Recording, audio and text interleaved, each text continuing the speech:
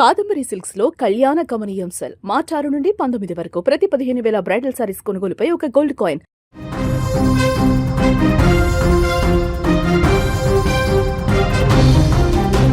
పశ్చిమాసియా నిప్పుల కొలిమిలా మారింది. అగ్రరాజ్యం అమెరికా యుద్ధం విడని ఇజ్రాయెల్ల తీరుతో ఇప్పుడు ఇరాన్ తన పంజాను గల్ఫ్ దేశాల వైపు మళ్లించింది. అందులో భాగంగానే ఇరాన్ గల్ఫ్ దేశాల అంతర్జాతీయ విమానాశ్రయాలు చమురు కేంద్రాలపైన దాడులు చేస్తుంది. ఈ తెల్లవారుజామున కువైట్ ఇంటర్నేషనల్ ఎయిర్పోర్ట్లో జరిగిన విధ్వంసకర దాడి ప్రపంచాన్ని ఒక్కసారిగా ఉలిక్కిపడేలా చేసింది. ఇరాన్ ప్రయోగించినటువంటి ఆత్మాహుతి డ్రోన్లు కువైట్ గగనతలాన్ని చీల్చుకుంటూ వచ్చి విమానాశ్రయంలోని అత్యంత కీలకమైన ఫ్యూయల్ ట్యాంకర్లను లక్ష్యంగా చేసుకున్నాయి. ఒక భారీ పేలుడు శబ్దంతో విమానం ఒక్కసారిగా ఆ విమానాశ్రయం అంతా కూడా ఒక్కసారిగా వణికిపోయింది.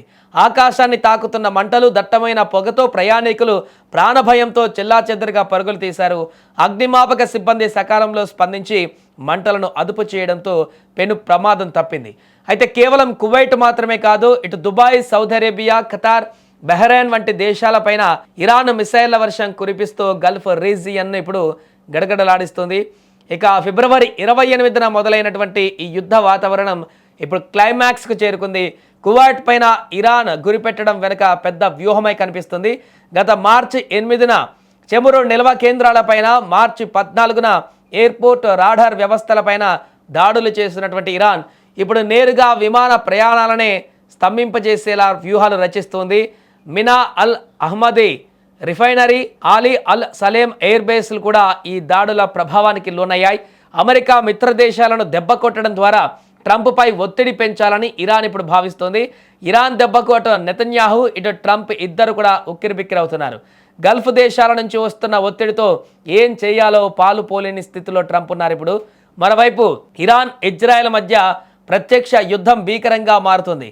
దీనికి ప్రతీకారంగా ఇజ్రాయెల్ ఇప్పుడు టెహరాన్ నగరం పైన బాంబుల వర్షం కురిపిస్తుంది. దాడులు జరుగుతున్న, శాంతి చర్చలు నడుస్తున్నాయంటూ ట్రంప్ ప్రకటనలు చేయడం ఇప్పుడు చర్చనీయాంశంగా మారింది.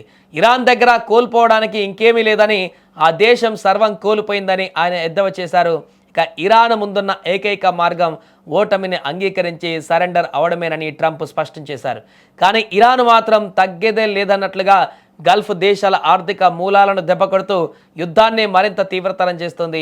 ఇటు ఇజ్రాయెల్ ప్రతిఘటన, అటు ఇరాన్ కౌంటర్ అటాక్లతో పశ్చిమాసియాలో శాంతి అనేది ఎండమావిలా మారుతుంది. ఈ దాడుల పరంపర ఎక్కడికి దారి తీస్తుందోనని ప్రపంచ దేశాలు ఇప్పుడు ఆందోళన చెందుతున్నాయి.